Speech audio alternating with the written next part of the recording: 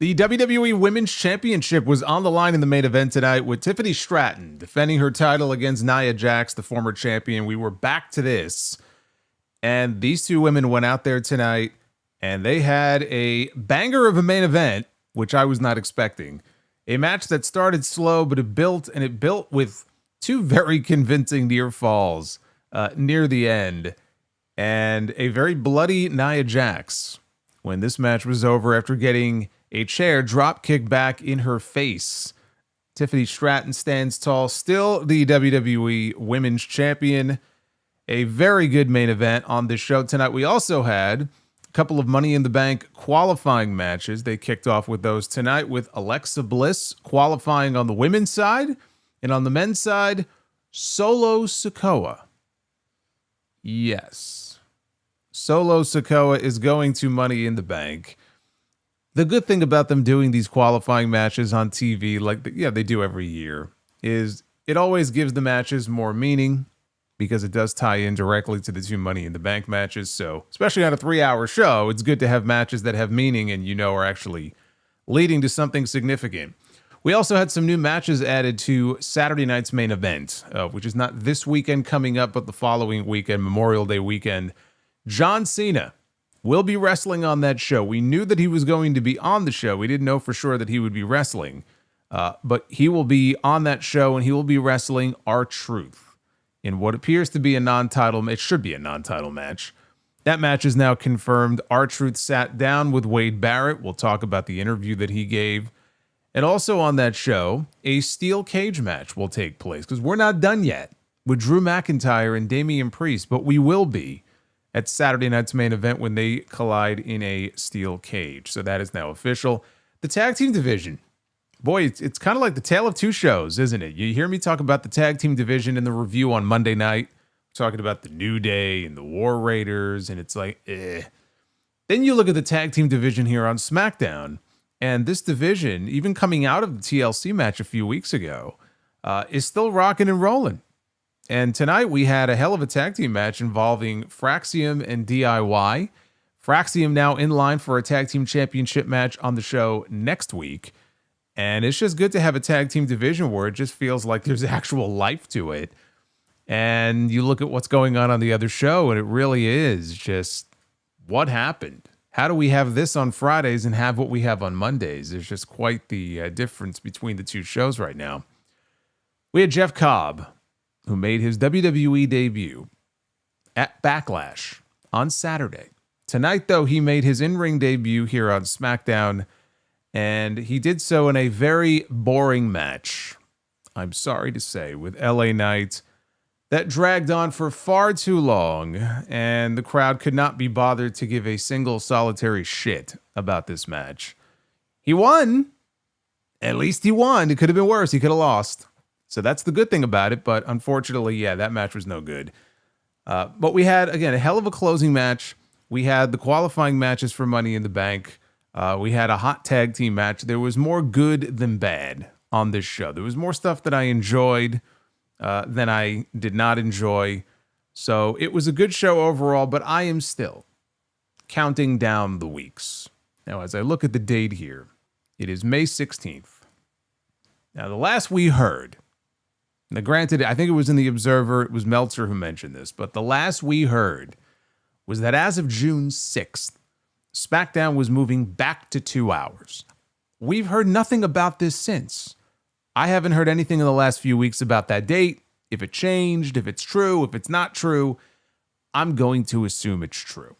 And if that's the case, that means that we have 2 more episodes of SmackDown before it reverts back to 2 hours. So the countdown is getting very closer, getting much closer with each passing week. And I don't care how good the show was this week. I can't wait for June 6th. That's the final SmackDown before Money in the Bank. With any hope, we will be back to 2 hours on Friday nights.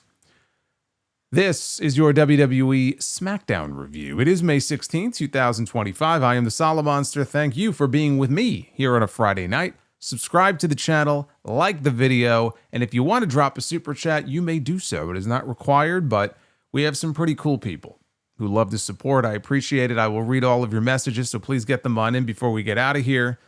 And if you missed any of the other content, we had the Raw review Monday night. We had the Dynamite review on Wednesday night, as I am usually every Monday, Wednesday, and Friday live on this channel. Be sure to go back and check out all of the other content as well as we dive into this show here. They had highlights from Backlash, including John Cena's win in the main event over Randy Orton, retaining the WWE title. But it was Solo Sikoa out to the ring here first with his newest recruit, Jeff Cobb, along with the still United States champion, Jacob Fatu. Maddie wants to know where my ops towel is. Yeah, well, you know, on Wednesday night, it was the beach break edition of Dynamite. And I did more to, frankly, celebrate the beach break theme than AEW did. AEW didn't do shit. They just called it beach break. I mean, they could have called it Halloween Havoc and just had a fucking show in the middle of May. It would have been the same thing. But yeah, I had my towel, my tank, and I was showing off the guns. But we're off the beach. No more beach. Now we're back inside. Now, I mentioned Jeff Cobb, right? Jeff Cobb came out here with Solo Sikoa and Jacob Fatu. But he is no longer Jeff Cobb. He has a new name here in WWE. Now, I mentioned the other day that they trademarked a new name, I think the same day as Backlash. I think the same day that he debuted at Backlash. They filed a trademark application for a new name that a lot of people suspected could be for Cobb. And they filed a trademark application for the name JC Mateo. And so Solo Sikoa begins to cut this promo, and he refers to Cobb as JC. He never mentioned Mateo, but later on in the show, they mentioned JC Mateo. So that is, in fact, his name now going forward here on the show. Solo introduced him as the man who helped keep the United States Championship in the family. That got him a little side-eye look from Jacob Fatu. Solo talked about winning Money in the Bank, bringing the WWE Championship back to the family. God forbid. So Fatu got cheered by the fans as he recalled, saying that he would bring the U.S. title to the family and that he would do it with or without Solo Sikoa. Fatu said he's all gas, no brakes, and the fans said it along with him. Solo, though, cut him off and told him that he and JC, they know what he means. Solo said he's doing everything to help Fatu because he loves him. Yeah, he said the U.S. title being over Fatu's shoulder is proof of that. Sikoa said that there was something he needed to hear, though, from Jacob. And he asked him, he goes, what's that thing you used to say? What's that thing that you used to repeat and say all the time? And Fatu said, I love you, Solo. Although he didn't say it with the same level of enthusiasm that he used to say it with. I guess Jacob no longer loves Solo. Solo said, no, that's not it. He goes, come on, say it loud and proud. And he spun Jacob in such a way so that they were face to face. And that was a no-no. And Jacob removed his shades and he looked like he was ready to pound this guy into the ground when all of a sudden we hear LA Knight's music interrupts. So they all look towards the aisle. They're waiting for LA Knight to come out. Instead, he appeared at ringside. He pulled JC out of the ring and he slammed him headfirst onto the announce desk. And then he fled into the crowd. He ran away. Now, I want to ask you a question. If you're a babyface, right, and you're feuding with this faction, and you see that there's a breakdown in the family, shit's about to go down. It looked like Fatu was about to lay a beatdown on this man, potentially, right? Why would you choose this moment to interrupt? When they're about to explode, the family is about to fall apart. This is the moment that LA Knight chooses to come out to interrupt the festivities. So what we had here was dumb babyface syndrome in full effect. Unfortunately, dumb babyface syndrome claims yet another victim in LA Knight. And by the way, we also have LA Knight here. I'm watching this and I'm saying, are we really continuing with LA Knight and the bloodline? Are we really still continuing with this stuff? I mean, I know Jacob has the U.S. title, but it felt to me, honestly, like coming out of Backlash, like, okay, we're going to move on now with LA Knight because what are we going to be doing here? We're just going to keep running it back until he wins, or is he just going to keep losing? So this is the feud that will never end. It's ridiculously played out. The name change. I know some people are going to be upset about this. They're going to think it's stupid. And, why did they change his name? He may not have wanted to license the name to them. I don't know how it works when it comes to people's real names, because that is his real name. So I have to assume it was a licensing issue. Why do some guys keep their name and other people don't keep their name? I don't know. Every situation is different, because some people do keep their name when they come here to WWE. Look at Julia. Right? And you can find other examples of it. I don't know what it was in this case. At least he still has the same initials. JC. And they went with Mateo, which is kind of close to Matanza, which is what he was called in Lucha Underground. Matanza, Mateo, it's close enough. It could always be worse. We'll get back to these guys later on in the show. But in our first Money in the Bank qualifying match here, of not only tonight, but of Money in the Bank season, on the women's side, it was Alexa Bliss, it was Michin, and it was Chelsea Green. Only one of these women would advance to the ladder match. Alexa Bliss already won Money in the Bank back in 2018, so she was trying to win her second Money in the Bank match. Now, I missed last week's SmackDown review. I was not here. I was in Chicago. I did catch up with the show after the fact, but I was not here to talk about the return of Alexa Bliss last week, because Alexa Bliss has not been seen since Elimination Chamber. She missed WrestleMania, and even in the couple of weeks coming out of WrestleMania, we didn't see her. So, of course, last week she returned on the show. And how did Alexa Bliss return on this show? Randomly as a mystery partner for Zelina Vega in a tag team match against Chelsea Green and Piper Niven, which was kind of an odd way to re-debut Alexa Bliss, but that's how she came back last week. And then also there was a little interaction with her and Charlotte Flair in the back. So, yes, Alexa Bliss is back. So the Money in the Bank briefcases, they were hanging above the ring all night. Bliss and Michin, they dropped Chelsea with a drop kick through the ropes to the outside, and I should say one of them, I think it was Alexa, connected on the drop kick. The other one, I think it was Michin, did not connect on the drop kick, but Chelsea sold it anyway. Chelsea made a comeback. She hit her feet on the ropes when she went for a suicide dive. Thankfully, she didn't kill herself. She still made contact with both opponents.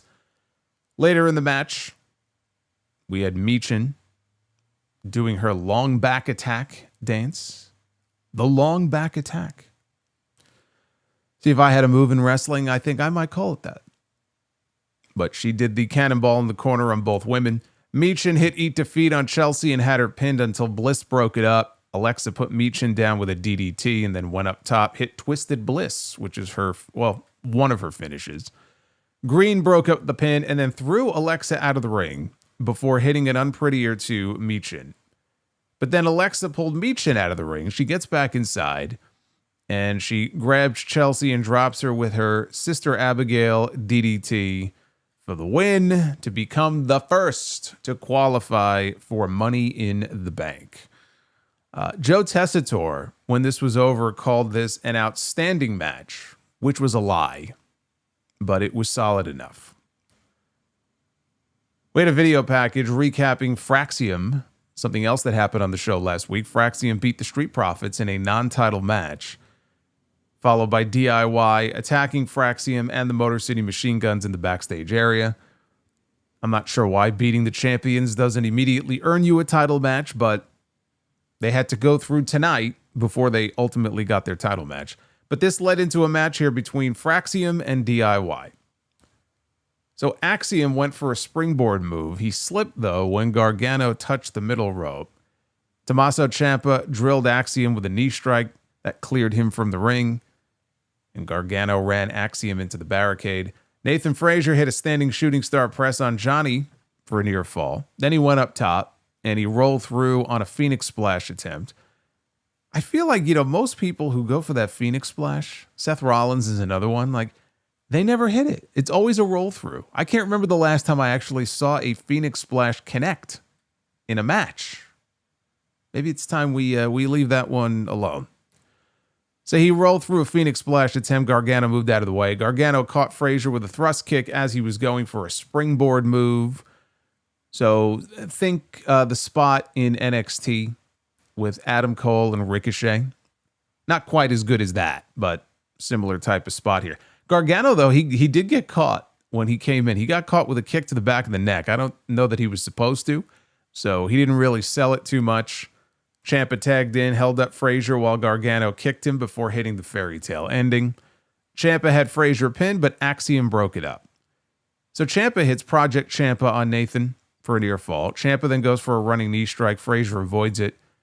Gargano tags in. Frazier took out Ciampa with a kick. He superplexed Gargano, and then he held up Gargano. Axiom then kicked him before Frazier followed through with a brainbuster. And Axiom had the match won. He covered Gargano, but here comes Ciampa, who breaks it up with a charging knee strike.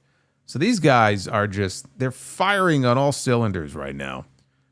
A little while later, Axiom catches Gargano in a submission hold. Ciampa runs in. He tries to rip off Axiom's mask. Frazier, though, super kicks him. Gargano super kicked Frazier and then tried to roll up Axiom, who sat down on top of him and hooked the legs for the 3 count. When the match was over, Ciampa and Gargano, they attack Fraxiom. Here come the Motor City Machine Guns. They make the save. They fight off DIY.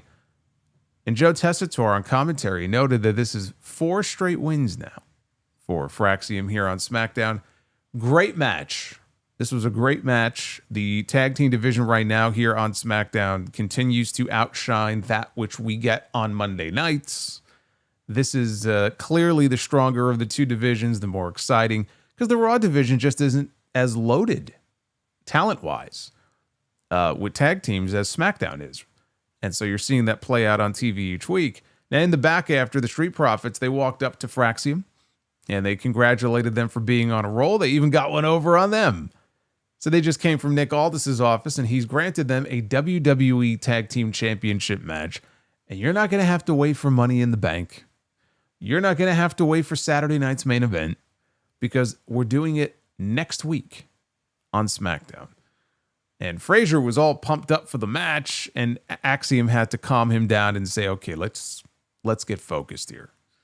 So again, this whole thing was great. The action was great. I hope they could keep up the momentum. I still feel like, man, if you can call up like another new team or put together another new team and kind of work them into the mix. You got a great mix of talent right now when it comes to Fraxiom and DIY and the Street Profits. Pretty Deadly seems to have been pushed out. So if we can kind of get somebody else into the mix, because otherwise it's going to get old after a while. You want to get some new blood in there. But, I mean, they're rocking and rolling right now, on the SmackDown side with those titles. So hopefully they keep it up. Now, they showed Nia Jax stretching in the back. She was getting ready for her championship match later in the show with Tiffany Stratton. And far off in the background, you didn't really have to squint too much, but you could see her in the background is Naomi. She's standing there watching her. Very creepy. Now, earlier today, Wade Barrett sat down with R-Truth.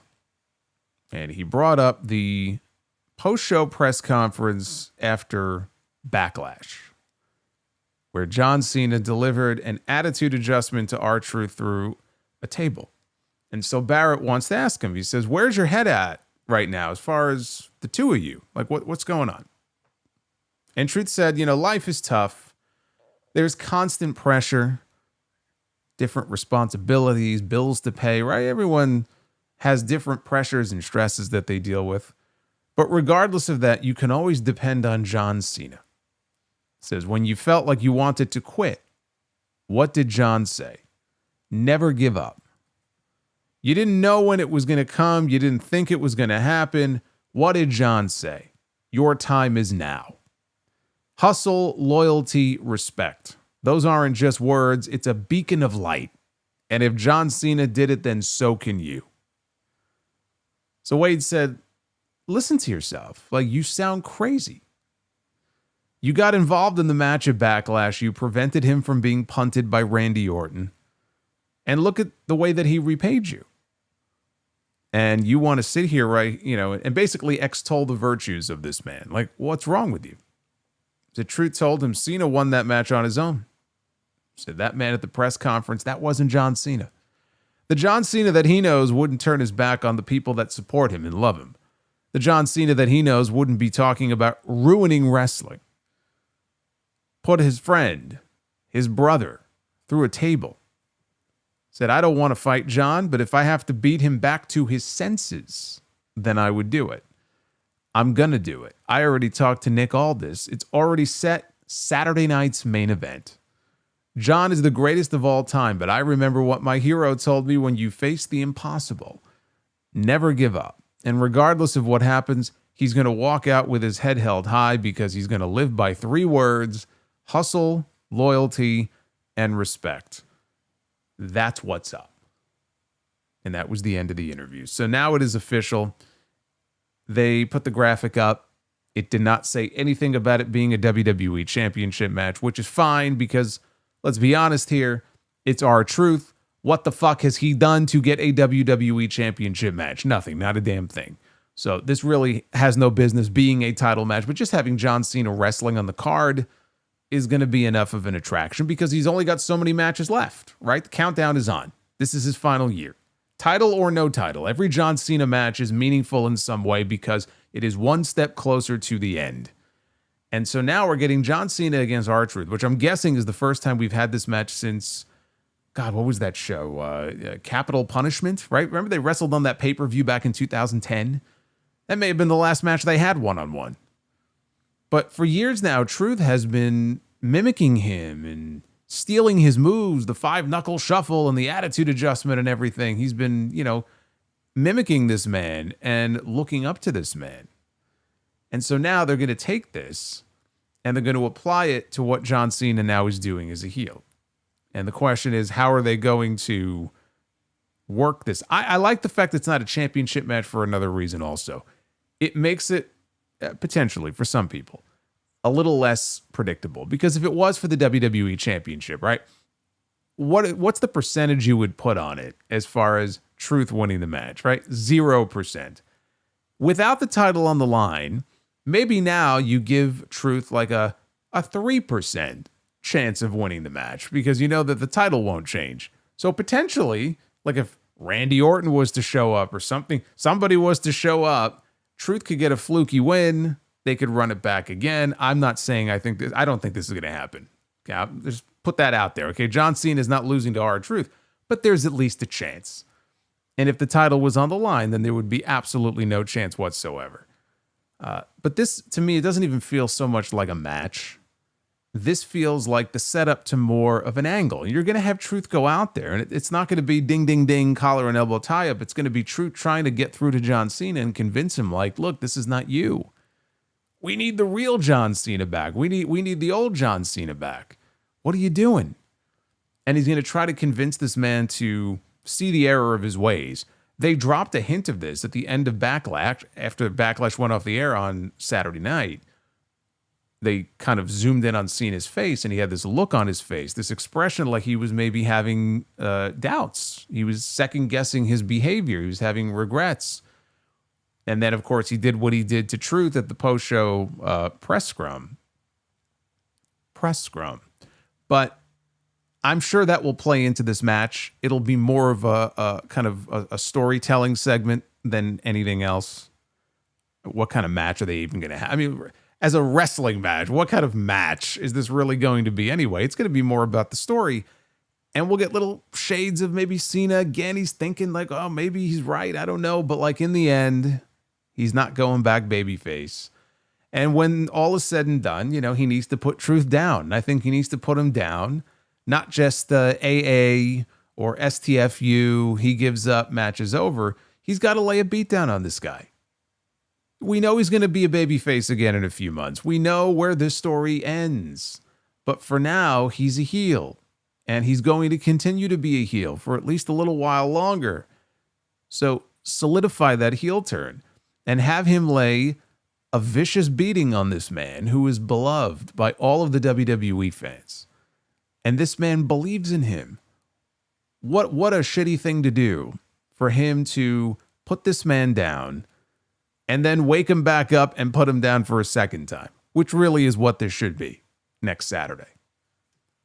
That's really how this thing should play out. If they do it the right way. Have the best moveset. Nick Grasso. Thank you for the $20, Nick. I hope you're doing well here on a Friday night. Bliss fan says it will be an angle of Cena brutalizing Truth. Whatever that looks like. You know, does John Cena even have it in him to lay what we would consider to be a vicious beatdown on somebody? Even Elimination Chamber, like he bloodied up Cody, but it was a pretty tame attack. So I don't know what that looks like. And it's NBC, so I mean, they're not going to have a bloodbath or anything. But, I mean, really, like, lay a vicious beatdown on this guy. And maybe somebody comes to the rescue, and that person maybe is the next challenger for Cena. I don't know who that would be, but that's really what they should do here at the end of all this. There's no reason to prolong this man's misery. You know, have Cena put him down. We got a Damian Priest video where he said that he and Drew McIntyre are stuck in a cycle, it seems. Yeah, you're not kidding me. These guys have been going at it now for many months. Because they keep sabotaging each other until they destroy everything around them. Priest is sick of being stuck in Drew's childish BS. He says they need a conclusion. At Saturday night's main event, he proposes that a simple match isn't going to work. He wants to maim Drew McIntyre, so how about a steel cage match? Says the cycle ends there. And Drew would respond to this challenge later on in the show. Daddy Ugarte, you make a very good point. John Cena has to do to R-Truth what the New York Knicks did to the Boston Celtics tonight. You're exactly right. He has to lay a beatdown on them, the likes of which they have never seen before. Congrats to the Knicks, by the way. We have a lot of very happy Knicks fans here tonight. It's not over yet, but that was a big win at the Garden for him tonight. We had Aleister Black against Carmelo Hayes in a rematch from last week's show that Aleister Black won. Black went for his black mass kick early, but Hayes sat down to avoid it. Black sat down. He crossed his legs. Hayes shot up. He tried to kick Black, who avoided it. Then Hayes went for a springboard move. He got caught by a kick. Black went for a moonsault on Hayes out to the floor outside. The Miz had already grabbed Carmelo and tossed him back into the ring. And Aleister Black was still flying through the air. He landed on his feet on the floor, and then he kind of had to awkwardly look around like, oh, where did he go? Which way did he go? Which way did he go? I don't know. So Carmelo Hayes is back in the ring, and he ended up doing a dive out to the floor. Later on, Black hit a moonsault onto a standing Carmelo on the floor. Back inside, he caught Hayes with a kick and then a German suplex before bridging into a pin for a near fall. Black set up for his black mass kick, but Miz grabbed his legs. Black knocked Miz off the apron and set up to use his foot to lift Hayes' head off the apron, but Miz ran in. He attacked Black from behind for the lame disqualification. Lame. After the match, Black dropped Miz with a black mass. Hayes then dropped Black with nothing but net off the top rope. I fail to see how any of this, because this Miz and Mello thing's been going on for a while now, and I fail to see how any of this is doing any real good for Carmelo Hayes. Seriously, I mean, it's something for Aleister Black to do right now. He just came back. It's his introductory program. But I just don't see how Hayes is really gaining much of anything from this. And I would love to sit here and tell you that maybe in a few months, I'll be reviewing SmackDown and it'll be a completely different story, or maybe he'll win Money in the Bank. We don't even know if he's going to be in a qualifying match. Aleister Black is in one next week. We don't know if Carmelo Hayes is going to be in one. He won the Andre Battle Royal. You think they're going to give him Money in the Bank too? Give me a break.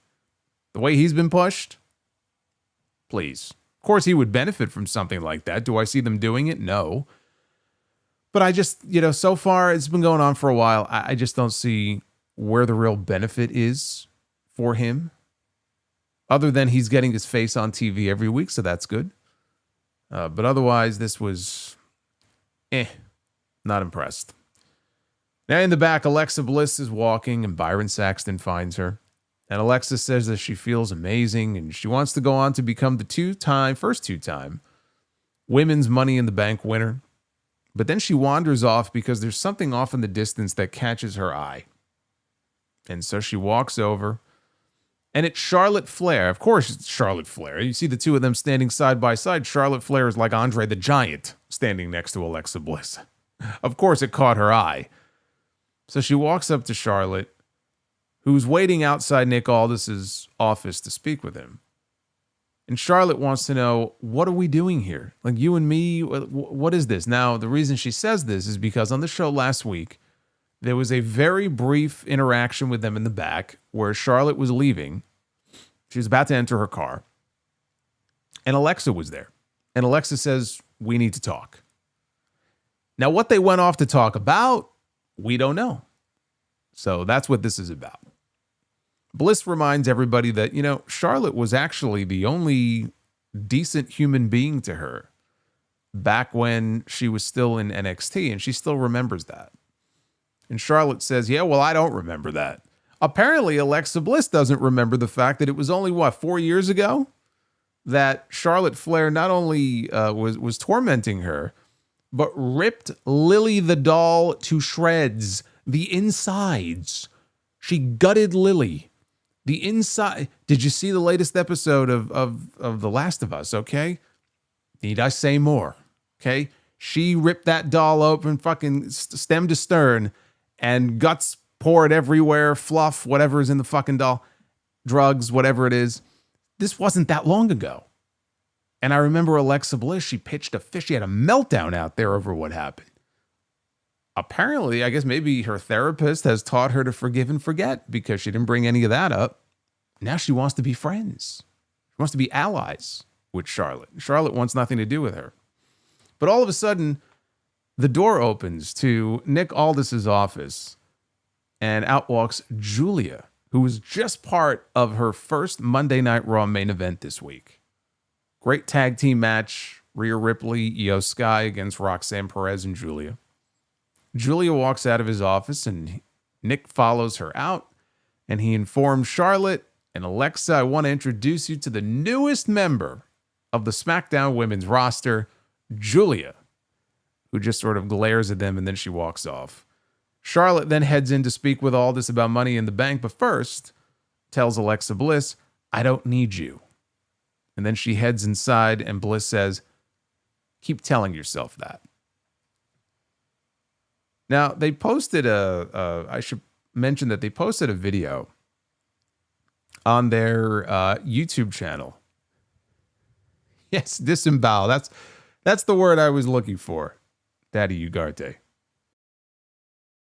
She disemboweled Lily the doll. Alexa's very forgiving. Drugs. Yeah, it could be drugs. It could be. What a story, what a gimmick change that would be for Alexa Bliss. She's still carrying that doll around, by the way. It's been years. And we all think like, well, you know, they make merch money off of it. Maybe not. Maybe she's like a drug pusher. She's like, seriously, she could be like the head of some weird cartel. And every week she comes out on TV and nobody has any idea that inside that Lily doll, she's carrying like grams and grams of coke every single week. That would be an interesting storyline shift, wouldn't it? Since the Wyatt Six stuff apparently isn't happening. We're going in a completely different direction. You want to get away from like the spooky mystique and everything? There's a real storyline for you.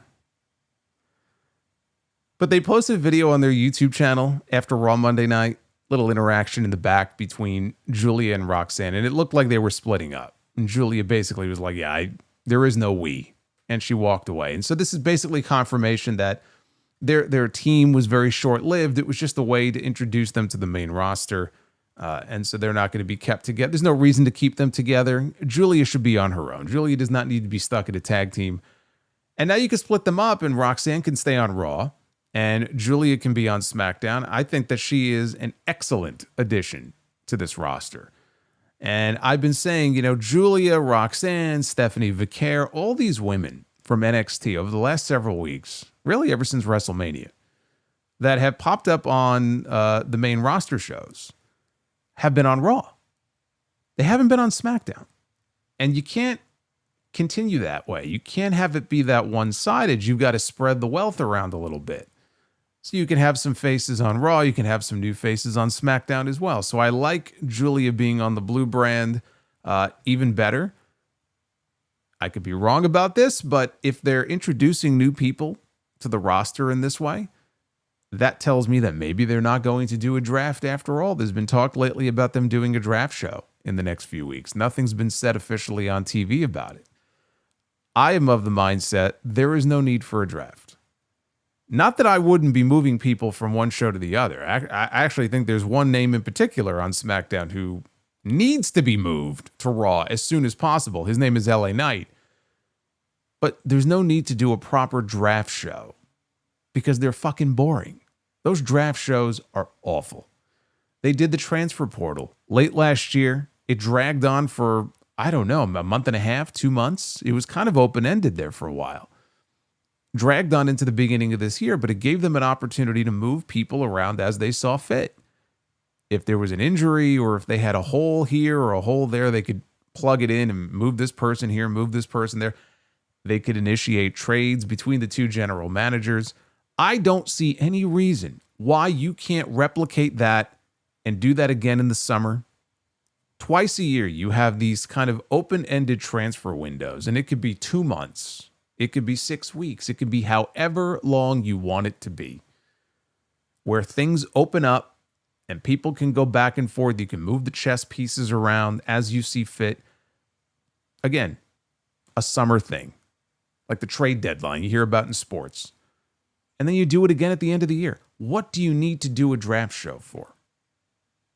Other than they just don't want to feel left out because all the other sports do drafts too. So we have to do one. It's the WWE draft where, 65% of the fucking draft is people being drafted from one show to the same show that they've been on.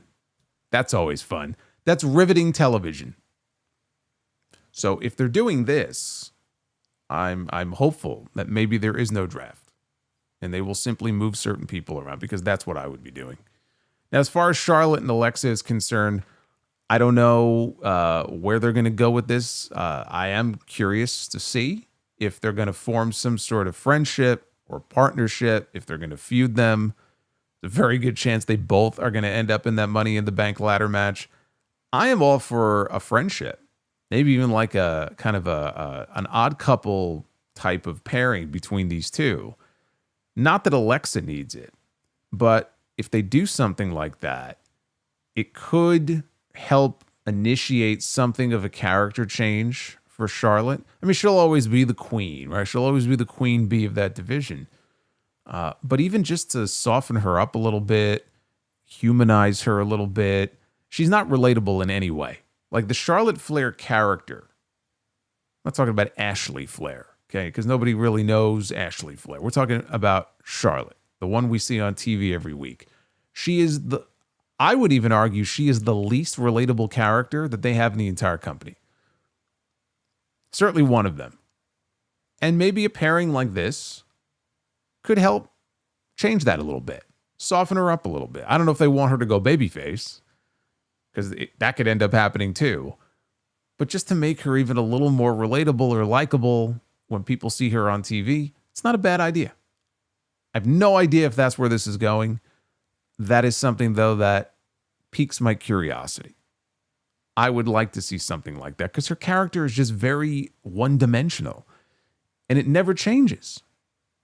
There's never been any real evolution to her character. I mean, Alexa Bliss is a great example of someone who used to be the goddess, and then the stuff happened with Bray Wyatt, and she underwent a total character transformation.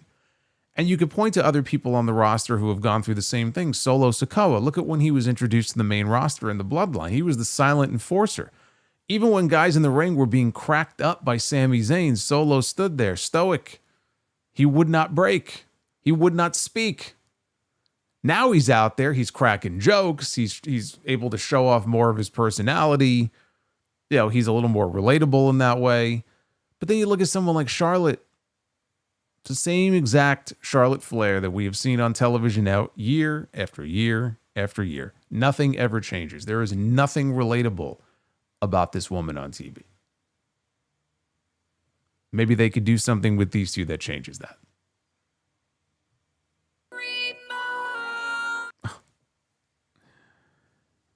Brie Bella joining us here on the stream. Yeah, Tuxedo says Charlotte needs a Kurt Angle-like comedy period to soften her. You know what? One of the few highlights of that Steve Austin heel turn in 2001 was the stuff he was doing with Kurt Angle and Vince McMahon that summer. Little cowboy hat. There are ways to make it work. I feel like Charlotte is somebody who is just ripe for a storyline like that. And she doesn't even have to start acting goofy. It could just be whoever she's with is just trying to bring her out of her shell or convince her, not everything has to be so serious. Not everybody is out to get you. You got to let your guard down a little bit. You got to loosen up a little bit. Here, I'll take you out, night on the town. We'll go hang out.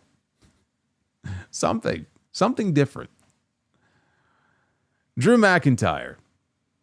He headed to the ring to respond to Damian Priest's challenge earlier to a steel cage match on Saturday night's main event. He got a mixed reaction. There were definitely some notable cheers for him when he came out. McIntyre was moving a little slow after that hellacious bump he took at Backlash. The one where they thought he might be concussed. Got chokeslammed off the equipment crates. They went crashing through 2 tables. His head missed the table, smacked the ground. Apparently he's okay. He heard Priest earlier. The only reason Priest is relevant is because of the so-called Drew Vortex.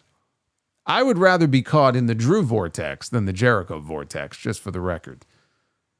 He's been trying to get rid of Damian now for months. He beat Priest clean at WrestleMania in Priest's own match. This is just jealousy because Drew has gotten everything that Priest has ever wanted and was almost a Grand Slam champion, if not for Damian Priest. He thinks Priest is willing to kill him to get rid of him. He did slam his head into the concrete off a 15-foot platform after all. This does have to end, though, and Drew will see Priest in the cage next Saturday, but he's got a guarantee for Damian. Only one man will walk out of that cage. The other man is leaving on a stretcher. Good stuff. Short, to the point, intense, and with any hope, this will be the end, because this is another one of those feuds. It's been going on now for many months.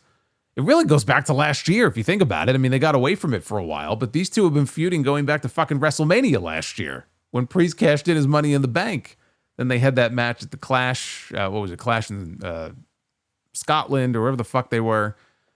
And then it carried over into the Royal Rumble and then Elimination Chamber and so on and so forth. So, yeah, it's time to end this. Now, as Drew was walking very slowly to the back, they already started playing Solo Sikoa's music because his match was coming up next. Solo walked out along with Jeff Cobb and Jacob Fatu. We got a brief stare down with Priest, or not Priest, with McIntyre in the bloodline as McIntyre walked to the back. And that led into a men's Money in the Bank triple threat qualifier with Solo Sikoa, Rey Fenix, and Jimmy Uso. What? I'm fusing different members of the bloodline together. I called him Jimmy Fatu. Jacob Fatu, Jimmy Uso, Solo Sikoa. I don't know. Whatever. They're all the same bloodline. Does it really matter? Does it really matter? You know what? Daytona mentioned Harley Cameron. That's what Charlotte needs. She needs a Harley Cameron in her life. Who would be the closest thing to a Harley Cameron on the WWE roster who could try to soften up Charlotte Flair? Solo wanted to form an alliance early on with Jimmy. Shockingly, though, Jimmy didn't cooperate.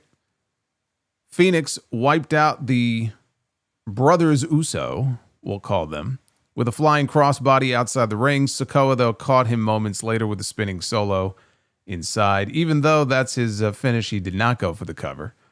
Instead, Solo gave Jimmy a spinning Solo on the announce desk, and that took us into the picture-in-picture break. Chelsea Green, yes, that's a very good point.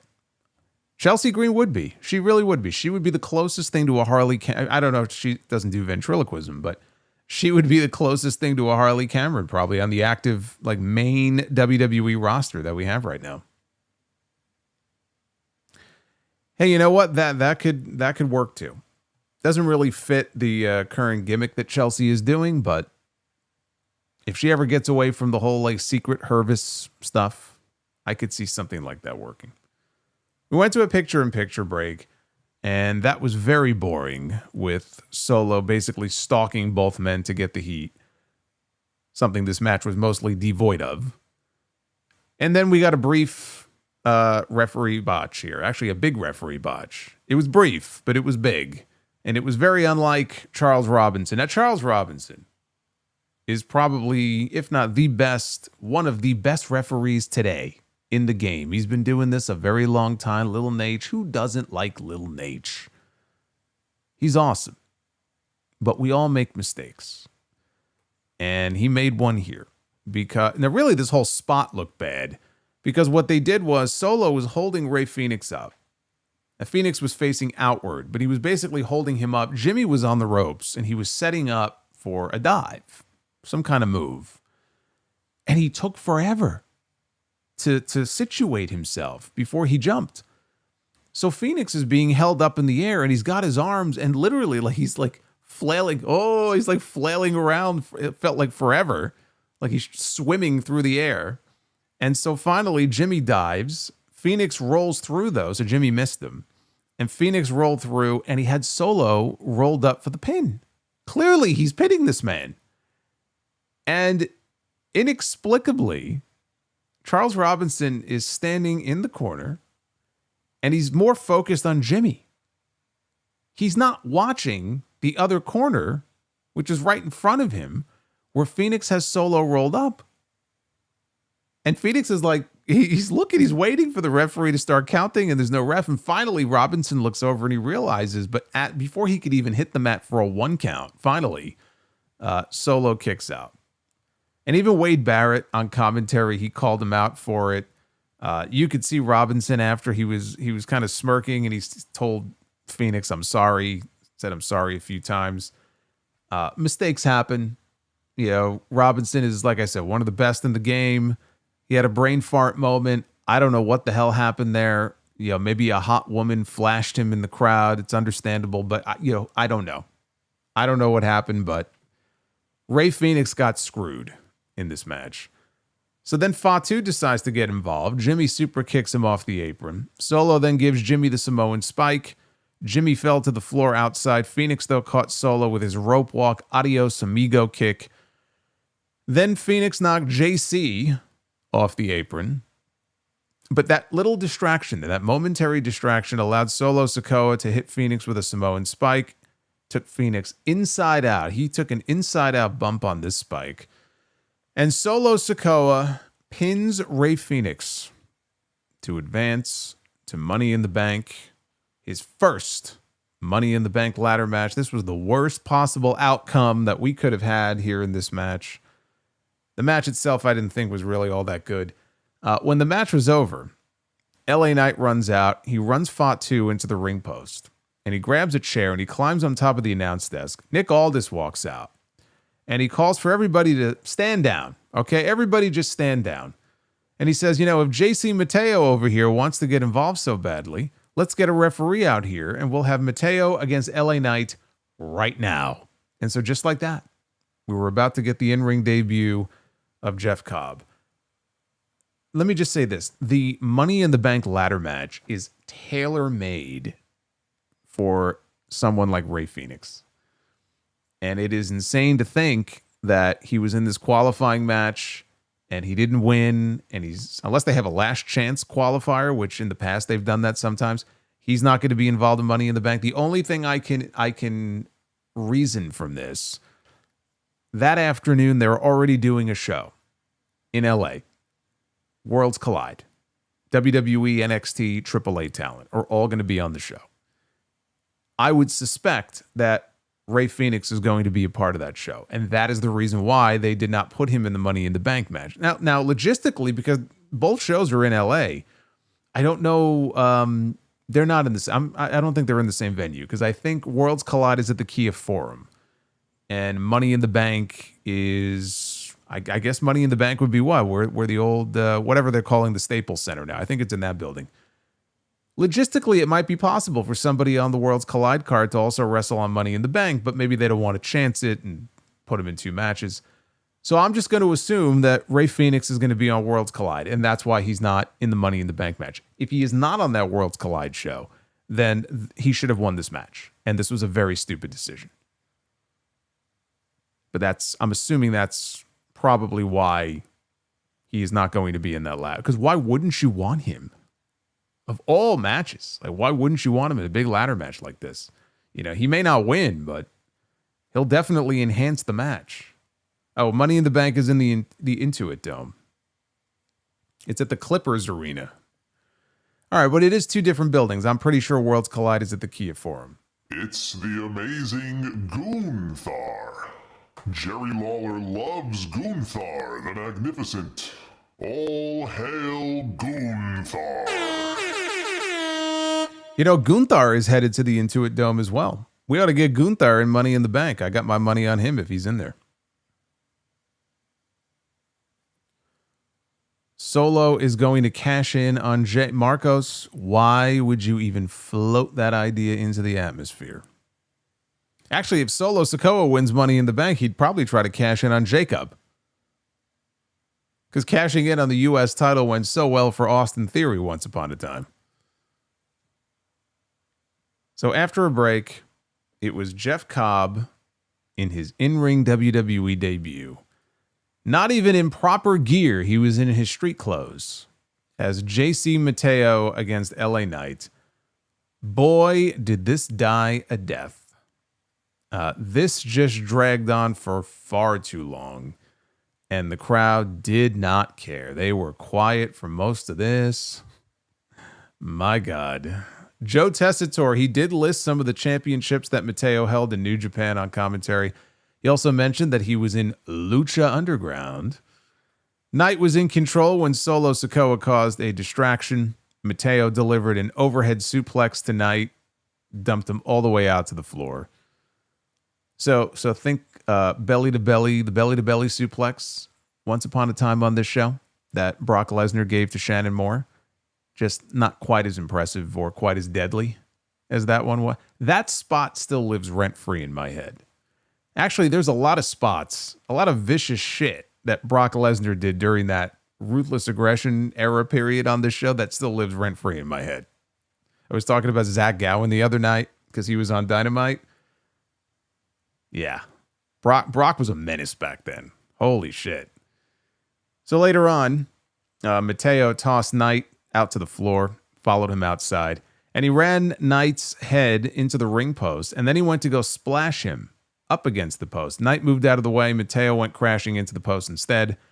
Back inside, Knight hit a jumping neck breaker and followed up with a side Russian leg sweep and an inverted DDT. Knight dropped an elbow on Mateo and then waited for him to get up. He was going to go for the BFT. Mateo avoided it, hit a twisting suplex for a 2 count.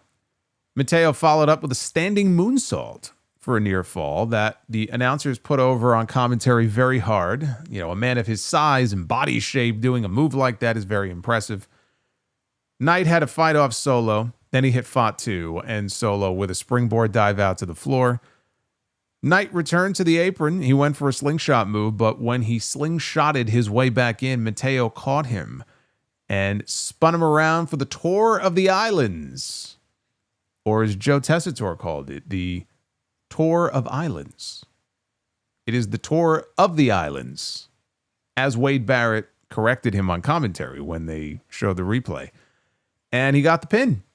And when the match was over, Solo raised Mateo's arm and looked at Fatu, who held up his U.S. title while he was glaring at Solo and JC Mateo. What was good was Jeff Cobb getting a win. And getting a win over a named talent, too. I mean, say what you want to about LA Knight, and he's kind of in a rut right now, but he is still a name on the roster and a very popular one. And they gave Cobb a win over him. Pinfall win here in his debut match, which is much better than beating him. We're doing some lame, DQ, no contest, interference type run-in finish, which they easily could have done here because the bloodline was all over this match. So that was good that they gave him a win here in his debut. But the match was just very dull. I mean, this was a boring match. And it felt like they were stretching this out to fill as much time as they could here in this third hour on this 3-hour show. That's what this felt like. Cobb did his job. I mean, he went out there and the whole point was to get heat on LA Knight. That was the whole point of the match. It just fell very flat. So he had a few moments like the standing moonsault and stuff, and that's impressive, but I would hardly consider this the greatest showing that he could have had here in this debut. It's one match. He did win, but it's one match. We'll see, going forward if, he has better luck in future matches here on SmackDown. I would hope so because, again, he's a great performer.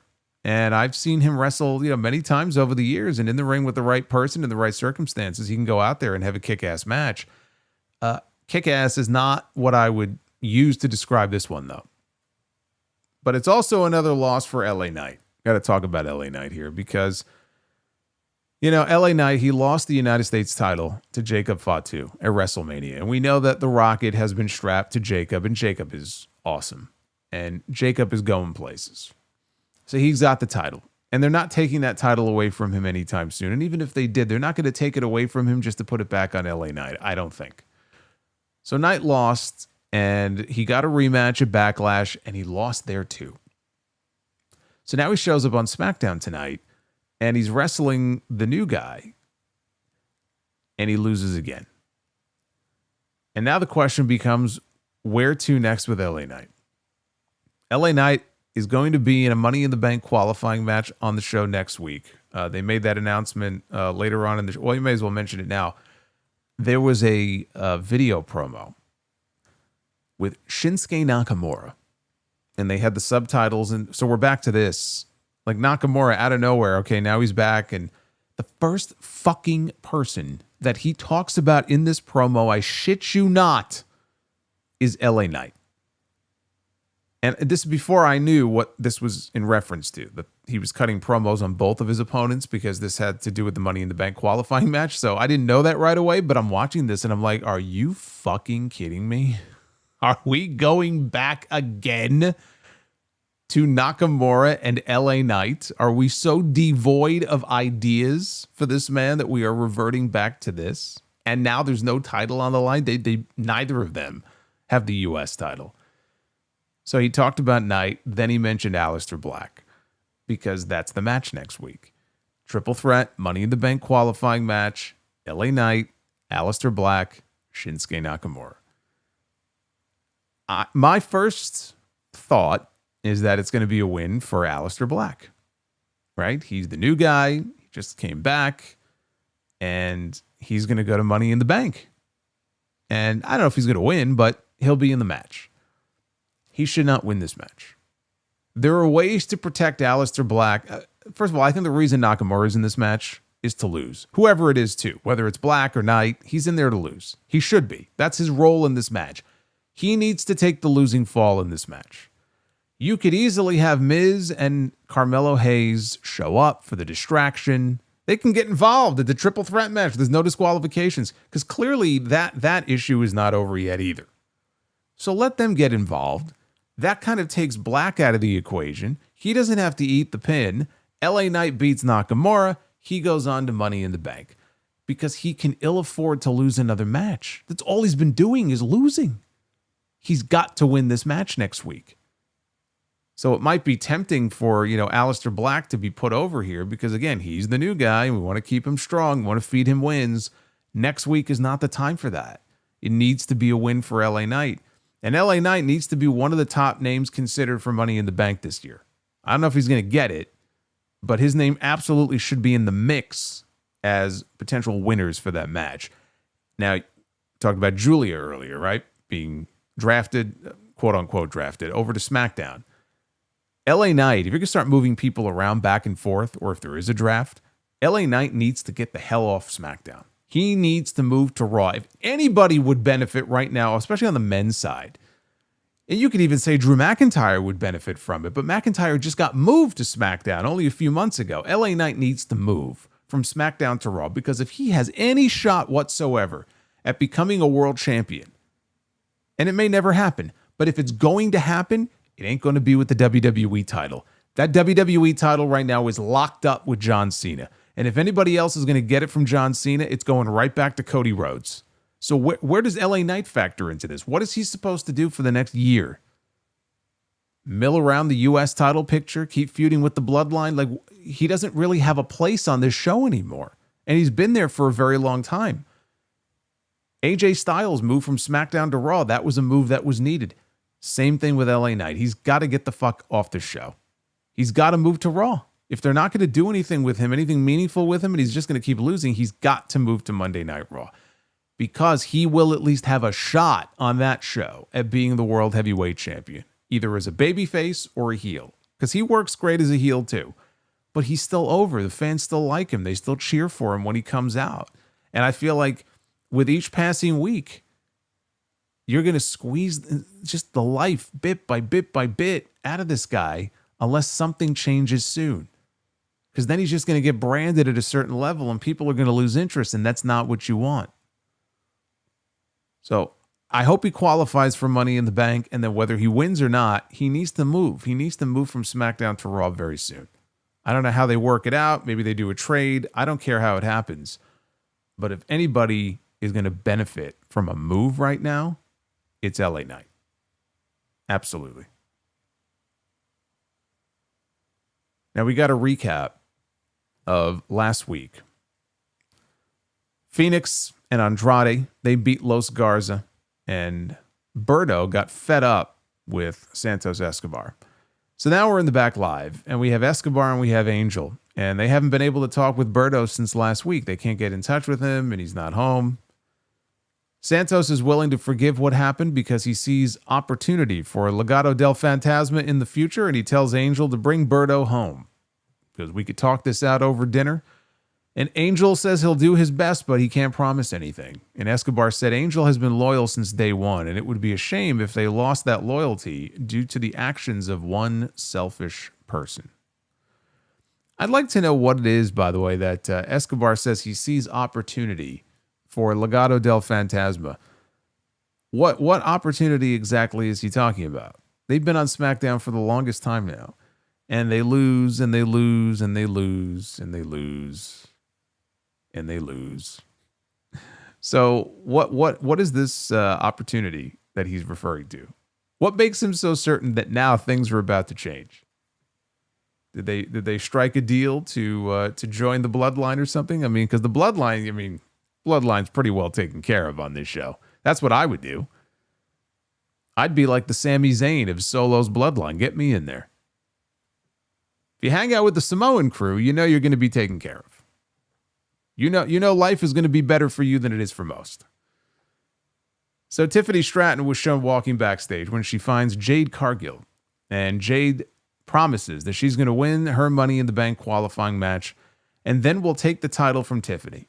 And Tiffany warns her not to get too comfortable because Jade isn't good enough to beat her for the belt. And all the while, Naomi, as she was earlier, is in the background watching like a stalker. And then it was main event time. They closed the show with Nia Jax challenging Tiffany Stratton for the WWE Women's Championship. Early in the match, Nia used the hip attack on the apron to drive Stratton's head into the ring post casing, and it made a great sound. Joe Tessitore, he sold it huge, freaked out on commentary. This led to a commercial break 2 minutes into the match. Stratton tried fighting back. Jax, though, hit a middle rope Samoan drop for a 2 count. Nia tried a hip attack again, but Stratton moved and Jax collided with the ring post. Nia shoved her over the barricade, but Stratton leaped off the barricade and hit a Hurricane Rana that sent Nia headfirst into the ring post.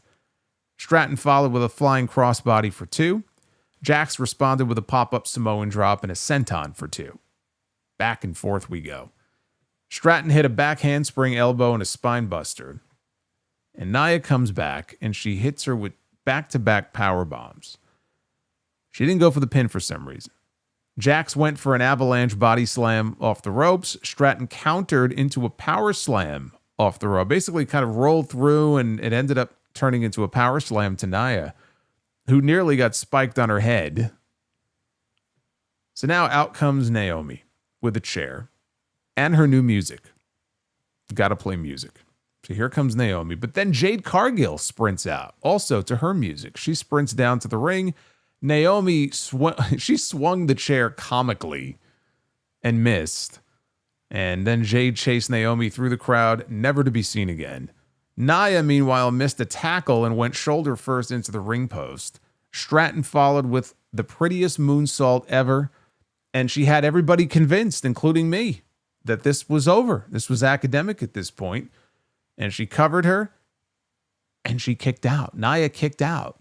And the announcers freaked out over this and said Nia was the first woman ever to kick out of Tiffany's finish. It was a great near fall, and I would even say not even the best near fall of this match, but it was a great near fall. Stratton went back to the top. Nia shoved her off to the floor. Nia went outside and followed her out there. She dropped Tiffany on top of the announce desk with a Samoan drop, but these new announce desks are made of fucking concrete, so they don't break. In the ring, Nia went for the Annihilator. She's going to finish her off. Tiffany gets up, though, while Nia is on the ropes, and she slips underneath, and she grabs her, and looks like she's going to powerbomb her, off the ropes. And she's trying, and she's pulling, and Nia just will not let go of that top rope. And then finally, Nia just falls on top of her for an Annihilator. She squashes her. This looked brutal. She came down on top of her chest with all of her weight. And again, they had me convinced that, it looked like it was legitimately over for Tiffany Stratton, but they had me convinced that it was over here, and she's going for the pin. And at the very last second, Tiffany reaches up and she grabs the bottom rope. And everybody is cheering. It was a fantastic near fall. So Jax was pissed because she thought she had it won. So she left the ring and she went and grabbed the belt as if she was going to just walk out with the belt, which is, of course, a very reasonable thing to do when you're trying to win the championship. I'll just go outside and steal the belt and leave. Yeah, because that's going to work. So the referee wanted the belt back. She gave the belt back to the referee. And as the referee is going to dispose of this belt, and give it back, Nia grabs a chair and she climbs back into the ring. When she climbs back into the ring, Stratton drop kicks the chair right into her face. And when I say she drop kicked this chair back into Nia's face, she drop kicked this chair back into Nia's face. And immediately you could see that her forehead is covered in blood. She is busted open. That chair went right back into her skull. And so she's laying there now. Stratton follows up with the prettiest moonsault ever for the win to cap off what turned out to be a hell of a main event here between these two. Yes, indeed. Sabu would be proud, says Daddy Ugarte. I enjoyed this. I'll tell you what. You know what? I enjoyed this more than I did Tiffany's match with Charlotte at WrestleMania. I didn't think much of that match anyway, so I know I'm not really breaking any news here, but I enjoyed it. This was a fun match in a way that match was not. And both matches were similar in that when they were over, it felt like Tiffany was really in a fight. It felt like she was in a real struggle. The difference is this was far more enjoyable, for me anyway. I don't know if we're headed for a four-way match. It kind of feels that way, that they may be doing a fatal four-way soon with Nia, Tiffany, Naomi, and Jade for the championship. Or if maybe that's it, for Nia and Tiffany. I only bring it up because the way they did that finish, they protected Nia. It was kind of clean, but not really, because she drop kicked a fucking chair back into this woman's face. There still had to be something done to protect Nia Jax, and I'm just wondering why that is. Because if she's being beaten and they're moving on from her, then why not just have her beat her clean? There's no weapons or anything necessary. Unless they're protecting her for a reason, because they plan to set up for one more match here. And not even a singles match. Again, it could be maybe a multi-woman match. I don't know.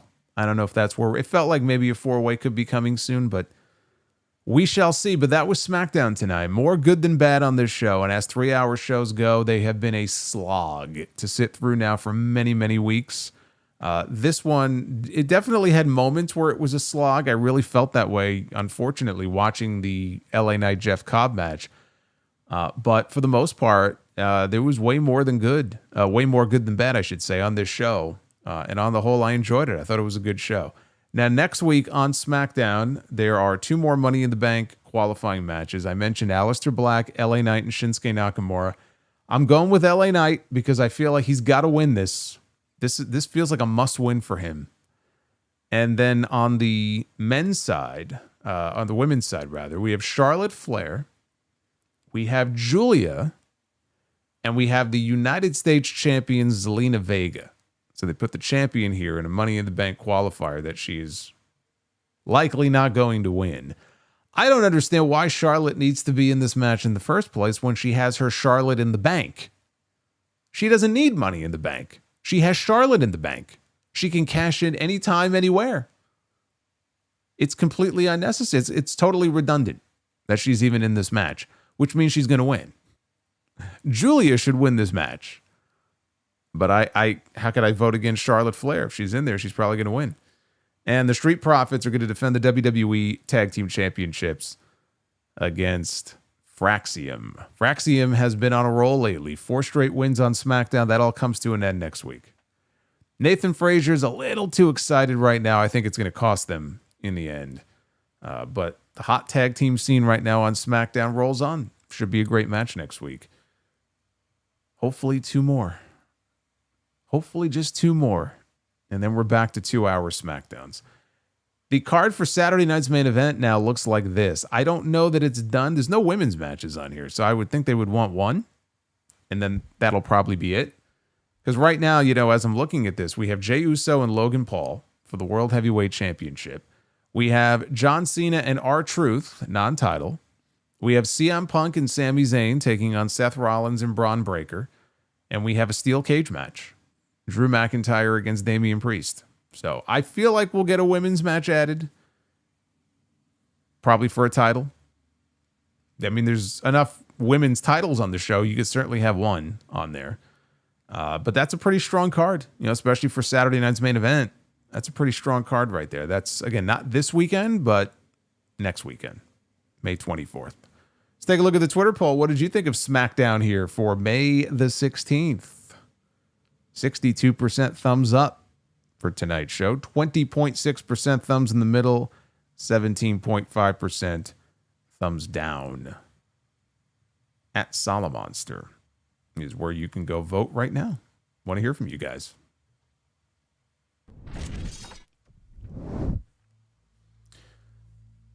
Let's get to your messages here. See what you guys are talking about. What questions you might have or predictions. Some of the matches coming up. Money in the Bank and such.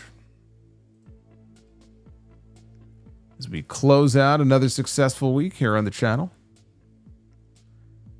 Yeah, we're kind of in this post-WrestleMania cool down period right now. We were all on the WrestleMania high last month, and then May is always kind of back down to earth. But now we're heading into some big shows coming up.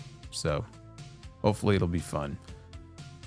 We got to start with Eric the Sean with a $20 super chat. I should point out, by the way, that we are currently at 339 likes.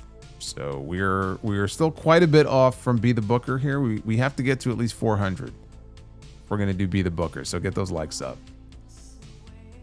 But Eric the Sean, did you know that Hulk Hogan was going to play Darth Vader in the movies, but as soon as he saw Vader's suit and that he works for the dark side, Hogan declined for obvious reasons. Yeah, I hear Hogan doesn't like the dark side, or at least when his daughter hangs out with him. Holiday 197, hey Solo. I'd like to see the WWE Championship defended more often on SmackDown. The last time it was defended was in September of 2024 with Cody against Solo in a steel cage. The World Heavyweight Championship is defended more on Raw. Well, with John Cena as the champion, that ain't going to happen. I'm sorry to break it to you, but that's not going to happen. Oh, we got Sidro. Psycho Sidro is with us. Man tells me your clothes look gay. I said, I know. They came out of the closet this morning. I bought 2 boxes of Tic Tacs from a guy on the street. He told me they were all in mint condition. It's getting started early here. Also had a great conversation with a dolphin the other day. We just clicked. Why did Beethoven hate chickens? When he asked them for their favorite composer, they kept saying Bach, Bach, Bach. Jeez, Lord. And then a third one here. Star Wars joke. Wife, what the fuck are these pile of clothes doing on the floor? Me, I struck down some Jedi. Wife, I hate you. Me, yes. Use your hate. That's definitely a Star Wars joke, because I don't really get it at all. That's how you know it's a Star Wars. You tell me a Star Wars joke, you're telling the wrong person. Broly. Funny how Saray taught Tiffany that dropkick in NXT. Well, if that's the case, she taught her a little too well. Boy, does she lay that dropkick in on Nia.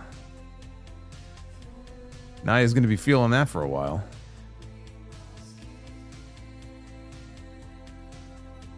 Sidro, Holiday 197, before we get to Sidro. Holiday 197, I think Nathan Frazier has potential to be a major player in the future. He is talented in the ring. He's talented in the ring. Off is the direction you can fuck. And off is the direction that you can fuck, says Jeremy Rose. But he says, I think he would be a good face or a good heel. HBK vibes. He's very athletic. He moves very fast around the ring. You can't really keep track of the guy, and sometimes that works to his detriment because he does move so fast in that ring. Sidro says, what do you call a cow that spies on you? A stakeout.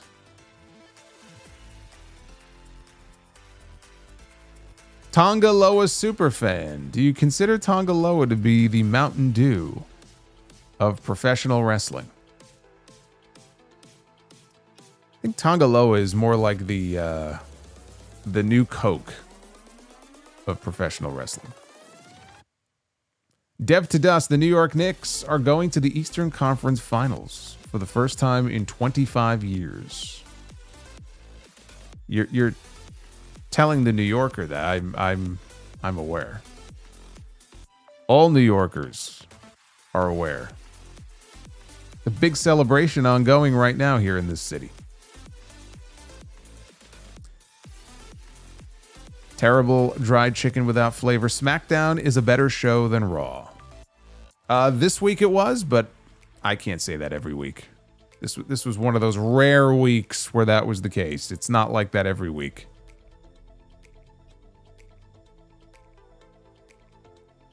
Anthony with the $9.99. Randy lost to Jinder in St. Louis at Money in the Bank in front of his father on Father's Day. Now he lost to Cena in St. Louis in front of his mother on Mother's Day. Is this a pattern?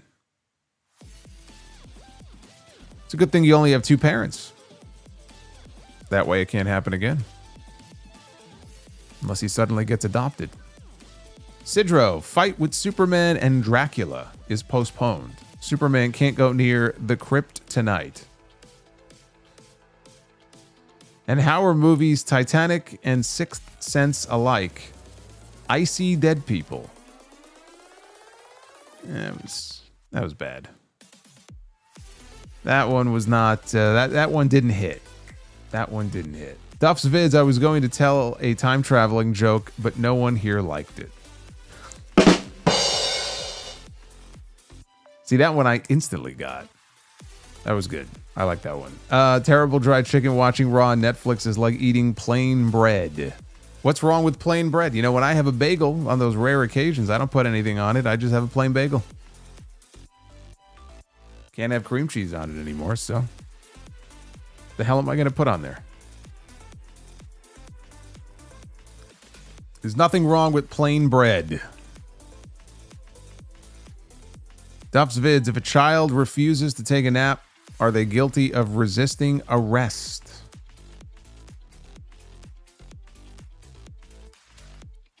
I guess they would be.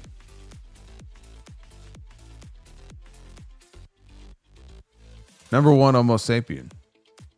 What did one toilet say to the other toilet? You looked flushed. Love you, Solo. Keep up the great work. I would tell you to keep up the great work, but I'd be lying. Thank you, number 1 Homo sapien. I appreciate the support. Duff's Vids, what does a house wear? Address.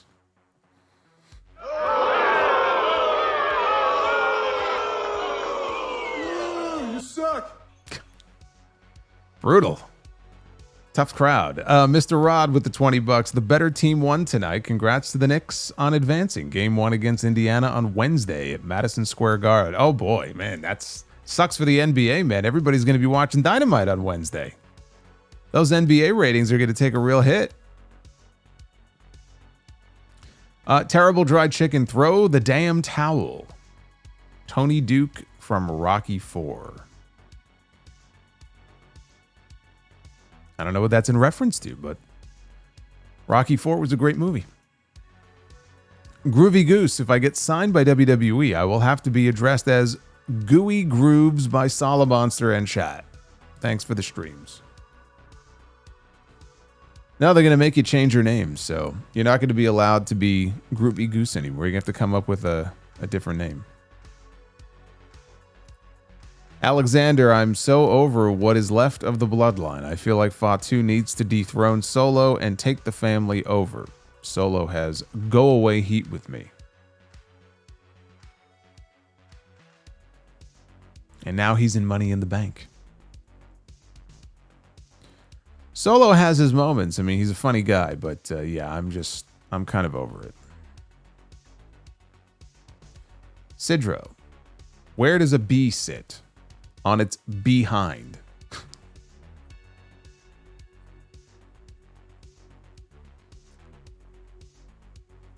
Do you know why football players don't wear glasses? Because it's a contact sport. Man, you're on a roll tonight, man. You are on a roll tonight. Duff's Vids, I'm so good at sleeping, I can do it with my eyes closed.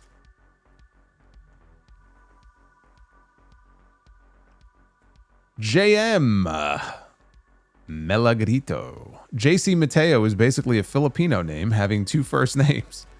I don't really mind, but he needs to squash his opponents, then lead to Meat Mania. Just wait until they get Bronson Reed back, man. You gotta do something with him and Bronson Reed.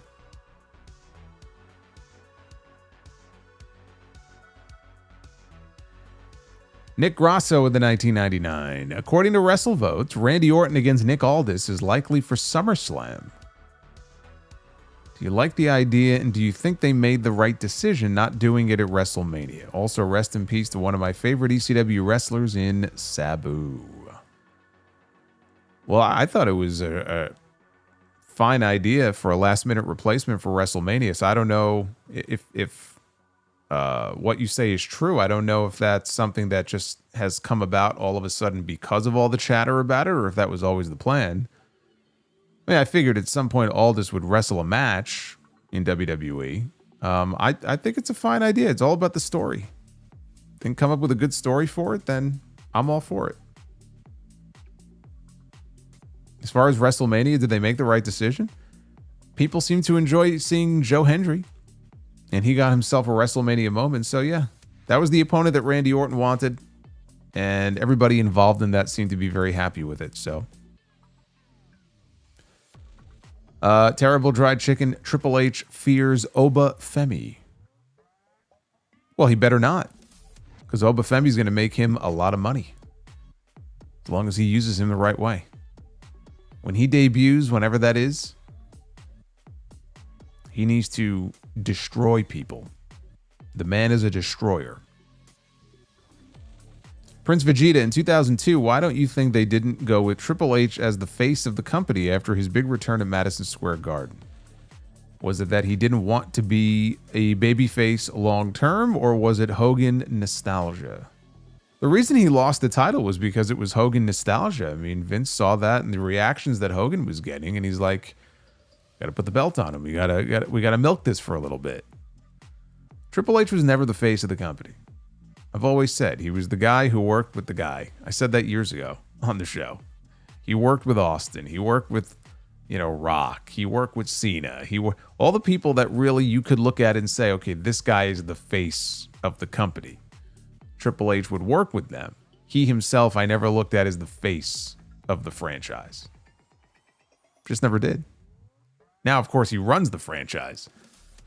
And he's made himself the face of the franchise. Everything is branded, it's the Paul Levesque era. So it took him taking over the book in the company to finally make himself the face of the company, which is kind of funny. But I just never, I don't associate him as the face of any one particular period in WWE history. Holiday 197, apparently WrestleMania 43 may be held in Nashville, Tennessee, as long as the new Nissan Stadium is finished in time. Could be fun having a country-themed WrestleMania. I've talked about this in the past on the Sound Off. That's hardly a new story. They have been under the impression that they are getting WrestleMania at some point in the near future. Is it going to be 43, 44? There's talk about 43. But until it's a done deal, it's never a done deal. A lot of things can change. Minnesota thought they were going to get a WrestleMania at one point. That didn't work out for them. Eminem. Imagine you're stuck with Brie Bella in the room. You're tearing me apart. You really should check out that movie. Should Cody return for SummerSlam and do a potential double turn with Cena? No. I don't know why everybody is so hung up on Cody going heel. I just don't think it's the right time for it. Rock seems to be obsessed with this idea.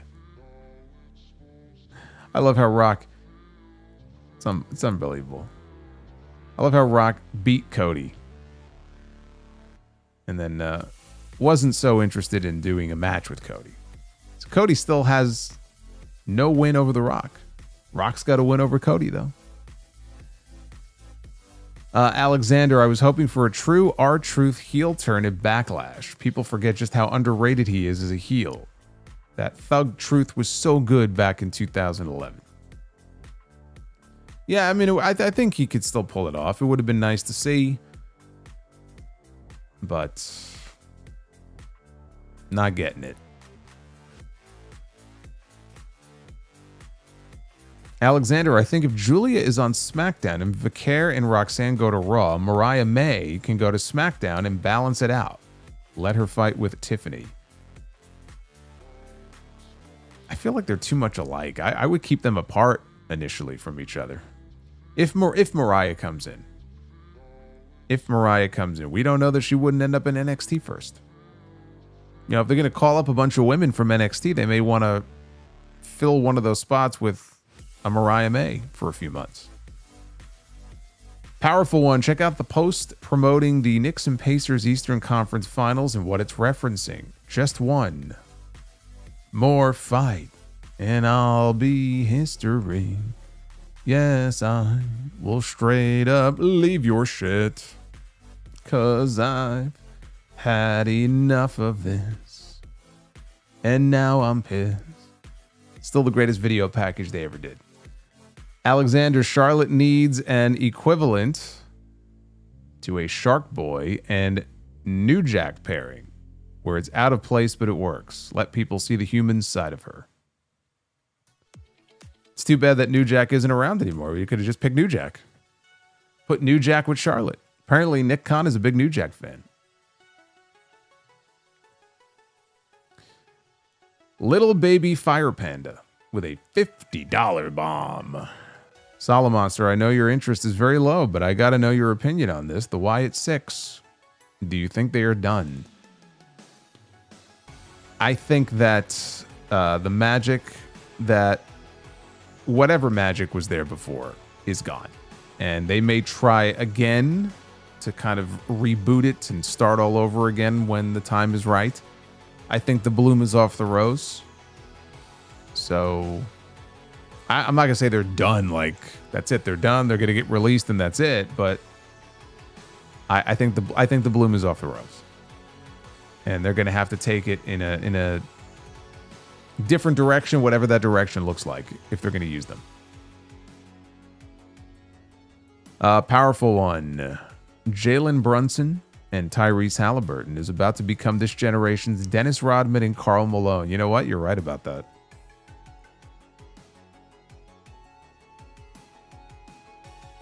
We got Ho. Today's my birthday. I'm deployed right now and still listening to the reviews weekly. Remember what Punk said about Sammy not being on his level. Possible turn. He did make that comment. He did make that comment. So many people have turned heel recently. And I just feel like Sammy as a babyface still is the right way to go. Especially heading into next year, the Rumble in Saudi Arabia. I think he's one of the favorites to win. And it would be as a babyface, not a heel. So I think it would be a mistake. Now, if they were to have a miscommunication during the match, like there's tension or friction during the match, absolutely. Because Seth Rollins and Braun Breaker should win that match. But as far as like him turning on Punk, I don't see that. I don't see that, and I think that would be a mistake. Bobby Means says, I think when it comes to the women's Money in the Bank match, this is tailor-made for Naomi to win it. Also, it's a direction you can fuck. Also, I see Alexa costing Charlotte next week. Chelsea Green will be the last one to qualify. Julia will too. I hope Julia qualifies. Charlotte doesn't need it. But I mean, Alexa already qualified for Money in the Bank. And I feel like they're going to want Charlotte and Alexa in the same match. But if it works out that way, great. Julia should win that match. Broly, Fenix and Los Garza are advertised for Worlds Collide, which has 8,000 tickets sold. Del Rio is losing the title to Vikingo a day before that show. Good. I hope he does. Yeah, I have to imagine Fenix, maybe even Penta, are going to be on that Worlds Collide show. Penta should be in Money in the Bank. I hope he's in Money in the Bank. Tonga Loa superfan, how disrespected do you think Tonga Loa felt when he heard Tom Brady say his GOAT of pro wrestling comments? Yes, Tom Brady picked Hulk Hogan as the GOAT of WWE and not Tonga Loa.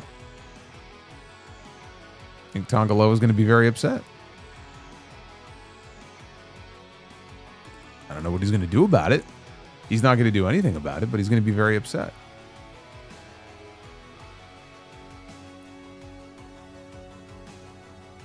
Jeremy with the 22 says, do you think Karrion Kross can get his Kofi Mania or Daniel Bryan push with the crowd support he's getting with his shirt outselling everybody and the social media hits? I think they should give him Money in the Bank and let's see where it goes. Dude, I just want to get him on television in a real story. Not these little shitty backstage segments where he's on TV for like 10 seconds. You know, he's got a little bit of buzz that he's generated recently. Capitalize on that. Do something with it. Don't waste it. Don't squander it. Is he going to get a Daniel Bryan moment where the fans get behind him organically at that level? I don't see that. But that doesn't mean that he's not getting fan support right now and that they shouldn't try something meaningful with him. I still don't understand why we had that segment all those weeks ago where he confronted AJ Styles in the back after WrestleMania. And AJ was like, well, because he was ranting about Logan Paul. And AJ said, well, why don't you take care of it? And Cross was like, maybe I will. And it felt like he was going to be wrestling Logan Paul, like in a TV match. And then it went nowhere. It went nowhere.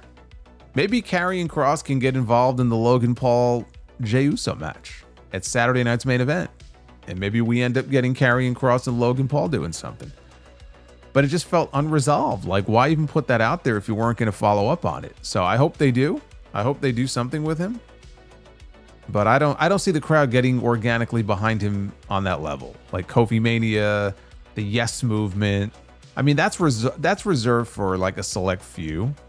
And you can never really predict when the crowd is going to rally behind somebody like that. But do I see that happening with Cross? I don't. I don't. But that doesn't mean that you still shouldn't do anything with him. I mean,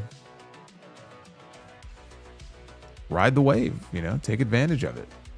He's got something there. Prince Vegeta, Hulk Hogan was going to play Joel in The Last of Us, but he was such a fan of Pascal Pedro that he wanted to give him the rub brother. And that Pascal Pedro, he's everywhere these days. Base Beer is the Pope. TNA. Should have been bigger than he was. Yeah, the Pope was good. Pope was a funny, entertaining guy. I agree. He should have been bigger than he was. Also, Claire Lynch for the Hall of Fame. Ah, good old Claire Lynch. You want to put Claire Lynch in the Hall of Fame before Miss Elizabeth goes in? What's wrong with you? Retro KOH, Jenna Moraska. NXT debut when? I'm still waiting. How many years ago was that? And how old was Jenna Moraska back then? What is she, in her 40s now? I don't think she's debuting. Jeremy Dyer, I think Julia is on SmackDown because SmackDown has weak baby faces. She came, beat, and Raw baby faces already in a... I don't know what that means. She came, beat? I agree, though. They were weak on the babyface side, and I'm happy to see her on SmackDown. I think it's the right move. We're at 388 likes. I don't know why we haven't hit 400. This is unacceptable. You got to get them up. Ron says, what do you think about Charlotte losing, proving Alexa right? Julia pins Zelina to qualify for Money in the Bank. They feud post Money in the Bank, and Julia wins the U.S. title. I like it. Book it. I love it. Dark Effect with the 22. Do you think damage was done to Cody at WrestleMania, not hitting Cena with the belt? Personally, I do. However, if this is the case, how do you bring him back and not have those crowds boo him? Did The Rock's absence tarnish Cody's run? Yeah, all of the above.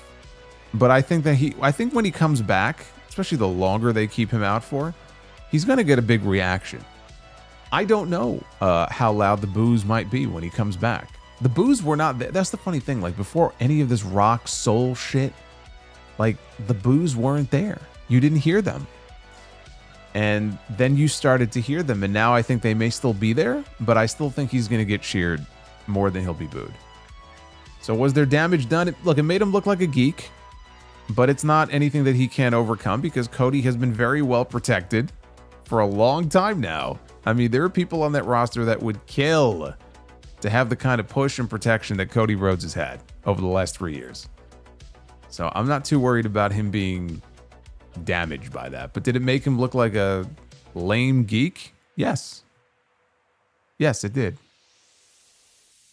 You should never do that to your top babyface. And we hit 400. Yeah, Daddy Ugarte says, shame is the best motivator for Be the Booker. It shouldn't be. It should be a no-brainer. I'm going to have to increase the goal to 500 likes. You'll get Be the Booker twice a month. Then we'll see if you like it. Base Beer says, Brett versus Owen, My Way promo. Duff's Vids, how do birds learn to fly? They wing it.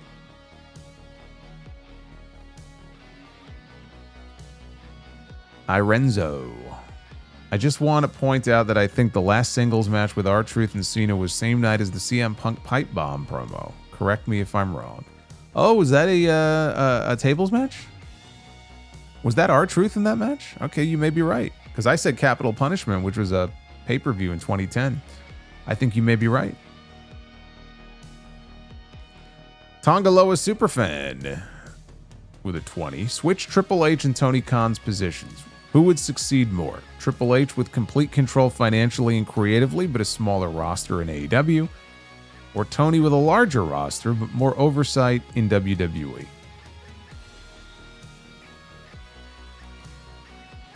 I mean, it's an impossible question to answer because WWE is so much bigger than AEW is, so the money is there. The tickets are being sold. You know what I mean? What's the situation here? Like, are they switching and the companies are in the exact same kind of financial condition that they're in right now and everything else stays the same, but you just switch the promoters? WWE has the equity built into the brand. They have, a lot of visibility with their media rights deals. They're on Netflix, they're on USA. So of course, Tony would benefit from that because it's a lot of it is the brand. A lot of it is the WWE brand and the initials and WrestleMania and all of that stuff. But Tony's view of wrestling is very much hyper focused on like in-ring dream matches and things of that nature, in a way where Triple H looks at it very differently. So that actually would be interesting to see how that would work out. If you just switch the two individuals, everything else stays the same, but you switch the two individuals, I don't know how that would work out. I think in the long term,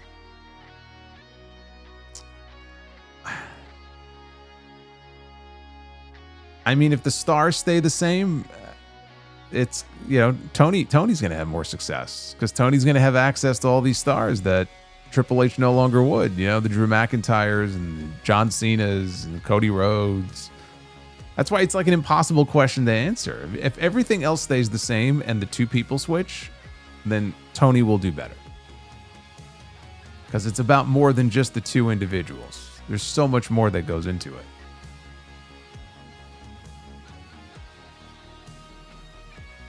Sidro, what do you call a calm swamp? A marshmallow. And a sperm donor, a carpenter, and Julius Caesar walked into a bar. He came, he saw, he conquered. I like the second one better than the first one.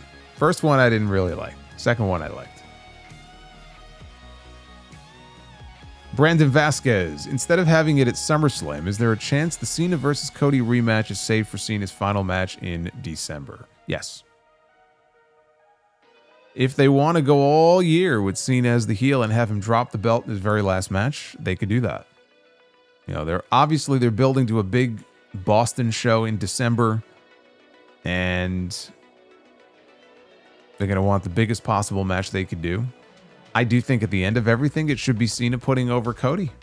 The old face of the company putting over the new face, the current face of the company, which is still Cody. Cody has to get his win back. Can't have John Cena beat Cody Rhodes and then leave. And now we have Cody, who now has lost to The Rock and John Cena. Like, talk about cutting a guy's balls off. Just wrestling 101, man. Cody's got to win. He's got to get his win back. Especially after he looked like a fucking geek at WrestleMania. He's got to get that win back. We got Huge Erection. Hello, Hugh. Do you think the Wyatts or Tongaloa ever show up again on TV or... Oh, don't let Tongaloa superfans see this. Are they in the next round of Black Friday cuts? There'll be more cuts in the future, unfortunately, and yes, some of those names are going to get swept up in those releases. I do believe.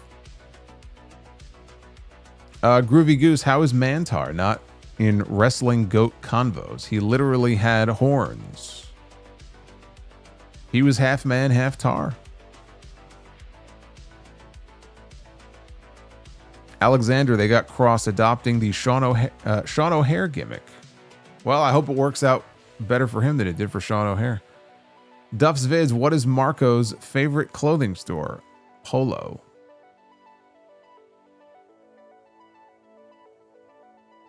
Jeremy Rose, best bet for women Money in the Bank, Julia, Roxanne, or Chelsea? I'd love to see Julia win. But that other idea that was pitched before about her getting a U.S. title feud with Zelina coming out of Money in the Bank and then her winning the championship is not a bad idea. I like that idea.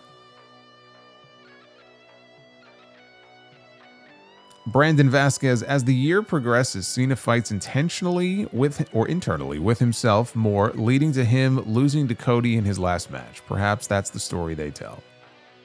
Perhaps. Jeremy Dyer, I really like your talk with Wrestle Purists yesterday. Thank you. I hope you had a chance to check it out. If not, it's up on their YouTube channel. I had a chat with Montel over on the Wrestle Purists channel yesterday afternoon. Very laid back conversation about a bunch of different topics. And it was a fun chat. You should go check it out. Chris Lloyd, I was at SmackDown. We all know Charlotte is winning next week, so why are they having Julia in the match when she is going to keep on losing? Well, we don't know for sure that Charlotte is winning. Julia has a chance, but I still say Charlotte's going to win. But I said Charlotte was going to win at WrestleMania, and she didn't. I would love to be wrong about this, too. I hope I am. Ron, wild fantasy booking. Charlotte keeps losing. Fans booing, as well as Alexa. Cause her to go insane and become an evil/mad queen type character. I'm telling you, man, coming out of WrestleMania, she needed the Okada balloons treatment. She has balloons or like an emotional support animal, stuffed animal or something that she walks around with. She just loses her mind. That would be an interesting character shift for her. Something. She needs something like that. Something different. Even John Cena finally went heel. Even John Cena is doing something different. And Duff's Vids, did you hear about the bossy man at the bar? He ordered everyone around. Yeah, he's called the bartender. Thank you, Duffs. We hit 7 out of 10 on the bonus goal for Bonus Be the Booker. Fell a little short there, but we did hit our regular goal. So I thank you for that. Okada balloon phase was weird as fuck. Well, that's what happens. He had a psychotic break, lost his IWGP championship, and he just would not go anywhere without his balloons. Charlotte needs her Okada balloon phase. It's a missed opportunity after she lost to Tiffany at WrestleMania. Because notice, she's on SmackDown and she's just acting like she always does. Nothing's changed. Nothing changed. All right, let's be the booker. Ladies and gentlemen, it is now time to be the booker. Shout out to Nier. Nier 316, damn right. Hope you're doing well, brother. But it is time right now to be the booker. That is what we are going to do. Man, was there a bigger physical transformation in that short of a period of time in the late 80s than the Big Boss Man? He was so big. Like, he was so huge. And then he lost a bunch of weight. It was like night and day. Probably good for his knees, too. But it felt like an overnight thing almost. Like, I don't know. Like the last time I saw him when he was that big, I mean, I guess it would have been him feuding with Hogan in 89. And then it was already probably late 89 when he showed up and he had lost all that weight. We begin with the Headbangers, Mosh and Thrasher.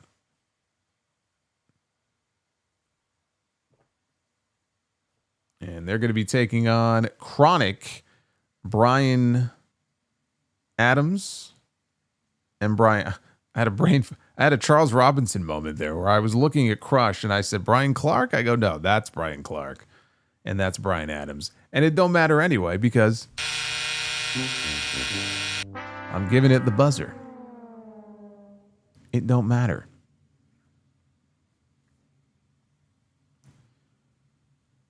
We move on to the women's match. And we begin with Mina and Mariah. They want to make this a three-way match, of course. Well, then we're getting a triple threat match. We got 2 triple threat matches on the show tonight, Money in the Bank qualifiers. Now we got to have a triple threat match here with the ladies. We're going to book our own Money in the Bank triple threat qualifier. How about that?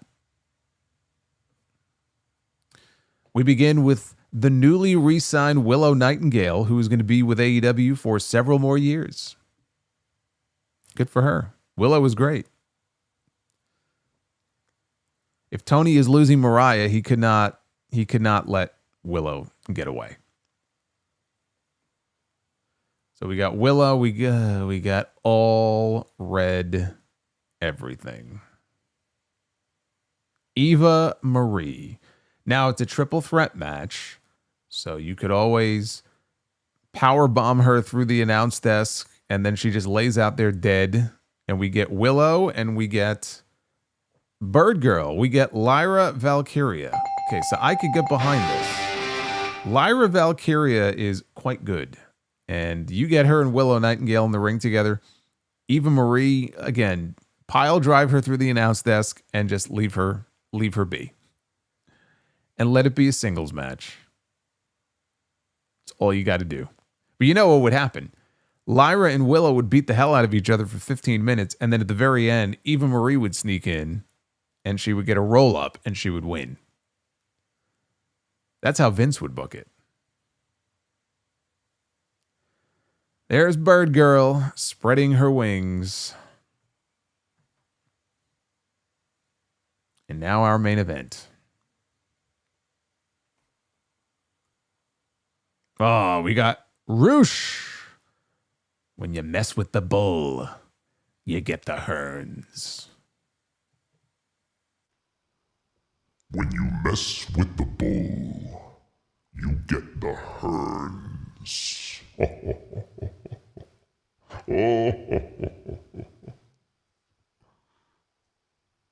Let's see who Roosh is going to be wrestling. This is exciting, isn't it?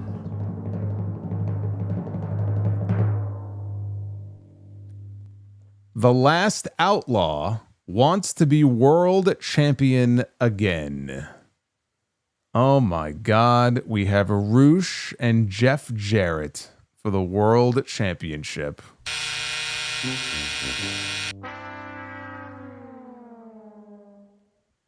That is not the main event that I was hoping to book.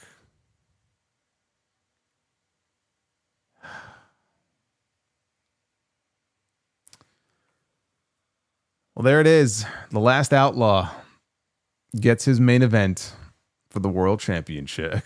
As Edward says, a collision match is what we got. We got a collision main event tonight is what we got. We got a collision main event.